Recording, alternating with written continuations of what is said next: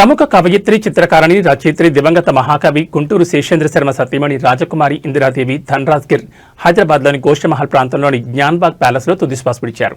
బహుముఖ ప్రజ్ఞతో సాహిత్య కళారంగాల్లో ఆమె చెరగని ముద్ర వేశారు. అల్లా ఇక్బాల్ గాలిబ్, అరవిందో రచనల నుంచి ప్రేరణ పొందిన ఇందిరాదేవి చిన్న వయసు నుంచి సాహిత్యం వైపు ఆకర్షితులయ్యారు. యుక్త వయసులోనే ఫోటోగ్రఫీపై ప్రత్యేక ఆసక్తి పెంచుకుని ఫోటోల సేకరణ ప్రారంభించారు. 1964లో ఆమె తొలి కవితా సంపుటి ది అపోసల్ పేరుతో వెలువడింది. ఆ తర్వాత 1965, 1966 సంవత్సరాల్లో వరుసగా మరికొన్ని పుస్తకాలు ప్రచురితమై పాఠక లోకంలో విశేష గుర్తింపు తెచ్చుకున్నాయి. ఉమ్మడి ఆంధ్రప్రదేశ్ హిందీ అకాడమీకి తొలి అధ్యక్షురాలుగా, ముర్ది అకాడమీ చైర్పర్సన్గా బాధ్యతలు నిర్వర్తించి భాషా సాహిత్యాల అభివృద్ధికి విశేషంగా సేవలందించారు. సాహిత్య రంగంలో ఆమె సాధించిన విశిష్టతకు అంతర్జాతీయంగా గుర్తింపు లభించింది.